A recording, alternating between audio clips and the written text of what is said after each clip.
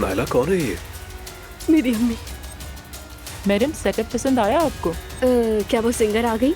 ये तूफान से पहले की खामोशी है।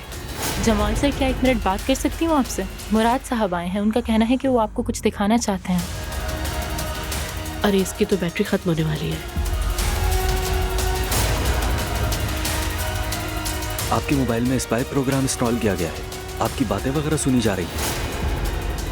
अजलान, क्या हम शुरू करें? आप लोग हमारी बेटी की जेंडर रिवील पार्टी में आए, आप सबका बहुत शुक्रिया।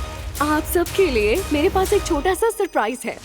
जानसू शिमशेक। ये क्या हो रहा है? क्या कर रही हो?